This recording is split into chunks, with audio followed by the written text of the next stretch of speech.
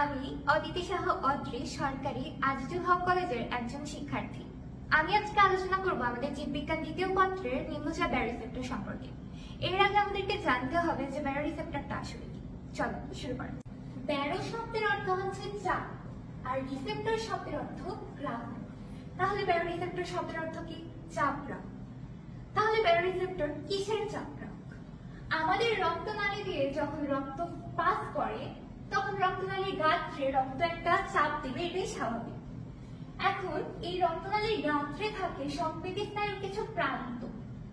এই সংবেদী স্নায়ুর প্রান্তগুলোই কিন্তু আসলে ব্যারোরিসেপ্টর। কিন্তু এই সংবেদী স্নায়ুর প্রান্ত দিয়ে কিভাবে এই ব্যারোরিসেপ্টর গুলো কাজ করে? এই সংবেদী স্নায়ু দিয়ে আমাদের ব্রেনে উদ্দীপনা যায় যে আমাদের রক্তের কি পরিমাণের চাপ রয়েছে, আমাদের রক্তগাত্রে রক্ত কি পরিমাণের চাপ দিচ্ছে। তখন ব্রেনে যাওয়ার পরে ব্রেন সেটা একটা রিফ্লেকশন দেখায়। কিভাবে দেখায়? রক্তচাপ যদি বেশি থাকে তাহলে সেটা কমিয়ে স্বাভাবিক করে, রক্তচাপ যদি কম থাকে তাহলে সেটা বাড়িয়ে স্বাভাবিক করে।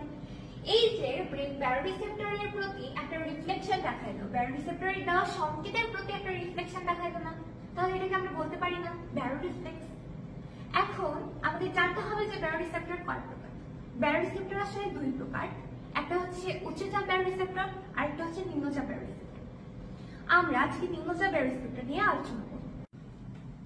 এবার আমরা জানবো যে ব্যারোরিসেপ্টর কোথায় কোথায় থাকে। ব্যারোরিসেপ্টর থাকে ডান অ্যাট্রিয়ামে, ডান ভেন্ট্রিকলে, থাকে পালমোনারি ধমনীতে, পালমোনারি শিরাতে এবং সিস্টেমেটিক শিরাগুলোতে। আসলে থাকে উচ্চ মহাশিরা এবং নিম্ন মহাশিরা। তাহলে নিম্নচাপ ব্যারোরিসেপ্টর কিন্তু একই সাথে হৃৎপিণ্ডেও অবস্থিত, আবার পালমোনারি রক্তনালীতেও অবস্থিত। সেই জন্য আমরা একে বলতে পারি না কার্ডিও পালমোনারি ব্যারোরিসেপ্টর। এর অবস্থানের উপর ভিত্তি করে একে কার্ডিও পালমোনারি ব্যারোরিসেপ্টরও বলা হয়। তাছাড়াও এই রক্তের আয়তন বেড়ে গেলে, রক্তচাপ বেড়ে গেলে খবর মস্তিষ্ককে দেয়, আবার রক্তের আয়তন কমে গেলে বা রক্তচাপ কমে গেলে খবর মস্তিষ্ককে দিচ্ছে। এর কাজের উপর ভিত্তি করে একে বলা যায় আয়তন ব্যারোরিসেপ্টর। তাহলে এই তিনটা নাম, নিম্নচাপ ব্যারোরিসেপ্টর, কার্ডিও পালমোনারি ব্যারোরিসেপ্টর এবং আয়তন ব্যারোরিসেপ্টর। আচ্ছা ধরো তুমি কোনো একদিন পানি কম খাই, বা তোমার ডায়রিয়া হলো, বা কোনো একটা কারণে তোমার দেহ থেকে রক্ত অথবা পানি বের হয়ে গেল। তো তখন তোমার আয়তনটা রক্তের কমে যাচ্ছে না, বা রক্তের চাপটা কমে যাচ্ছে না। রক্তের আয়তন কমলে তো রক্তের চাপ কমে। এখন কি হবে? তোমার এই নিম্নচাপ ব্যারোরিসেপ্টর গুলো এই রক্তের আয়তন কমে যাওয়া বা রক্তের চাপ কমে যাওয়ার খবরটা মস্তিষ্কে দিবে। অগ্রমস্তিষ্কের অংশ হচ্ছে হাইপোথ্যালামাস এবং হাইপোথ্যালামাসের অংশ পিটুইটারি গ্ল্যান্ড, যা উদ্দীপ্ত হবে। এবং এর আবার দুইটা খণ্ড রয়েছে, একটা হচ্ছে অগ্রখণ্ড আর একটা হচ্ছে পশ্চাৎখণ্ড। পশ্চাৎখণ্ডকে বলা হয় নিউরোহাইপোফাইসিস। কেন বলা হয়? কারণ হাইপো শব্দের অর্থ হচ্ছে নিচ আর ফাইসিস শব্দের অর্থ হচ্ছে বৃদ্ধি পাওয়া। এই খণ্ডটা নিচের দিকে বৃদ্ধি পেয়ে আছে না, এই জন্য আমরা বলতে পারি নিউরোহাইপোফাইসিস। এখন নিউরোহাইপোফাইসিসে তৈরি হয় ভ্যাসোপ্রেসিন হরমোন। ভ্যাসো শব্দের অর্থ কি? রক্তনালী। আর প্রেসিন শব্দের অর্থ কি? চাপ না? তাহলে ভ্যাসোপ্রেসিন হরমোন রক্তনালীর সংকোচনের মাধ্যমে রক্তনালীকে সংকুচিত করেও রক্তটাকে স্বাভাবিক করতে পারে, রক্তচাপটাকে স্বাভাবিক করতে পারে। এই জন্য এর নাম ভ্যাসোপ্রেসিন হরমোন। এই ভ্যাসোপ্রেসিন হরমোনটা আমাদের নেফ্রনের সংগ্রাহক নালিকা থেকে মূত্র যে তৈরি হয় সেখান থেকে ক্রমাগত পানি বের করতে থাকে। এই পানি বের করার কারণে মূত্র কি হয়? ঘন হবে, মূত্রের আয়তন কমে যাবে না। এই যে ঘন এবং কম আয়তনের মূত্র তৈরি হওয়ার প্রক্রিয়াটাকে বলে অ্যান্টিডায়োরেসিস। বেশি এবং পাতলা মূত্র তৈরি হওয়াকে বলে ডায়োরেসিস। তাহলে এর বিপরীত আমরা বলবো অ্যান্টিডায়োরেসিস। এই অ্যান্টিডায়োরেসিসে যেহেতু ভ্যাসোপ্রেসিন হরমোন সাহায্য করছে, তাহলে এই নাম অনুসারে আমরা কি অ্যান্টিডায়োরেটিক হরমোন বলতে পারবো না? আচ্ছা, এই ভ্যাসোপ্রেসিন ক্রমাগত পানি মূত্র থেকে বের করে সংগ্রাহক নালিকার পানির ভেতরটাকে বাড়াচ্ছে। এর ফলে কি হচ্ছে? এই পানিগুলো রক্তের আয়তনটাকে বৃদ্ধি করছে।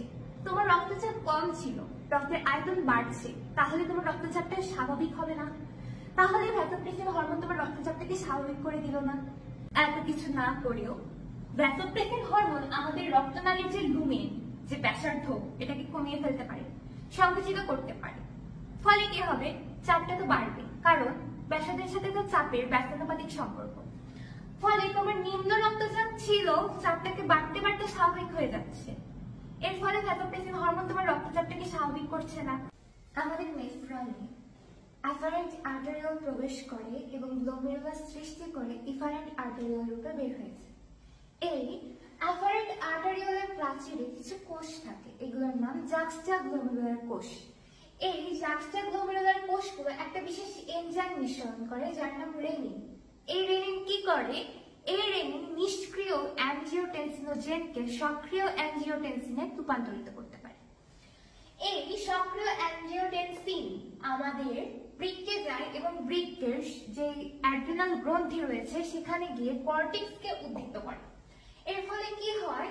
এর ফলে একটা বিশেষ হরমোন নিঃসৃত হয় যার নাম অ্যালডোস্টেরন হরমোন। এই অ্যালডোস্টেরন হরমোন আমাদের নেফ্রনের ডিস্টাল প্যাটার্নাল নালিকায় গিয়ে সোডিয়াম আয়নগুলোকে বের করে। সোডিয়াম আয়ন বের করলে কি হয়?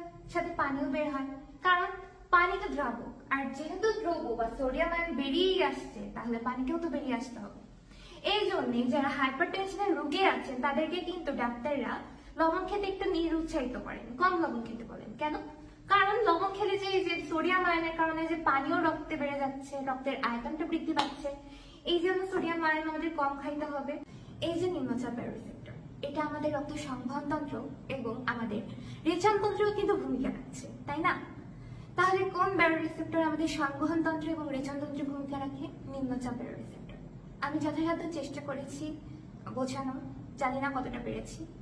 নেক্সট কোনোদিন দেখা হবে।